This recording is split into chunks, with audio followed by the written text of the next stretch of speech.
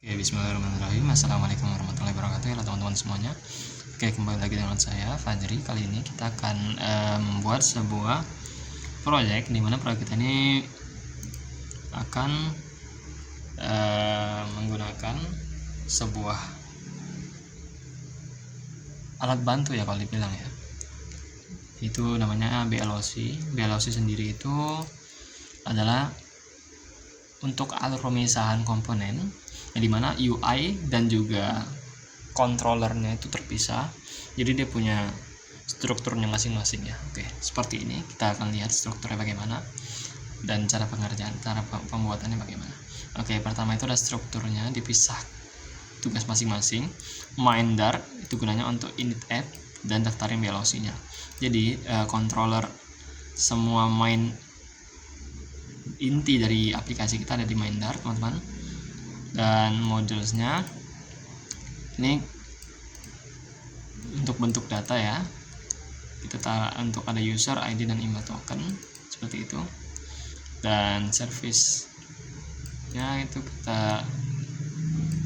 dia ada folder service di sini, namanya file service ya.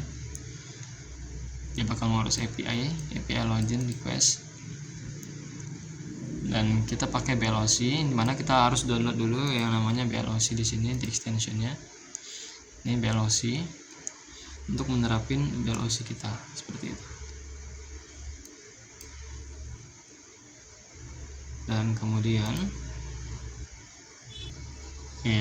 ada pages sebagai UI doang. Biar apa? Biar bersih, clean data. Jadi dia fokus hanya form, button, dan juga navigasi. Jadi fokus cuma UI-nya doang seperti ini. Dan setiap layer punya tugas masing-masing. Jadi alur BLOC-nya, komponen isinya, event perintah dari UI, login submit, email dan passwordnya dimasukin. Kemudian BLOC atau tagnya itu untuk kontrolnya, dia akan nerima event, panggil API, output state. Oke, state kondisi UI, loading, autentikasi sukses, autentikasi gagal. User klik login, event dikirim, login, BLOC bekerja, panggil API, state berubah, UI bereaksi otomatis, user klik user bereaksi otomatis sudah selesai. Kemudian yang tahap ketiga adalah bedanya sama set state yang biasa ya. Set state, BLOC, state campur aduk di widget. Nah, maka kode dari controller dengan UI itu dia akan tercampur sehingga kelihatan tidak clean ya, tidak clean code, dan juga bakal mempersusah developer untuk mencari dari ribuan kode yang ada. Jadi ini lebih gampang karena dia terpisah. Kalau error susah dilacaknya kan. Nah, kalau ini errornya jelas, karena gampang untuk membedakan yang mana controllernya, yang mana UI-nya seperti itu. Oke, demonya tadi yang ini, teman-teman. Nah, di sini kita ada out block, out event, out state. Tadi ada alurnya ya, out block, out event, out state. BLOC ya seperti tadi, ini untuk memanggil API, menyambungin autentikasi dan UI-nya.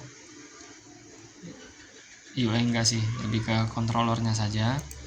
Nah, ini eventnya, bagaimana dia bekerja, aplikasinya bekerja, bagaimana dia bekerjanya, seperti itu. Dan ini ada out state-nya di situ, teman-teman. Nah, sini ada modulnya. Modulnya ya simple ya. Modulnya untuk manggil ini satu model doang, karena kita akan cuma login saja. Dan kita ada login dan homepage. Login page yang ini, homepage yang tadi, yang di awal. Oke, lebih bersih. Dia hanya fokus ke UI-nya saja. Dia bakal manggil widgetnya langsung seperti itu. Oke, selanjutnya kita akan penerapannya. Kita akan login. Kalau kita asal-asal dengan password yang asal-asal juga, kita coba login, maka dia akan responnya, dia tidak atau password salah. Namun jika kita loginnya benar,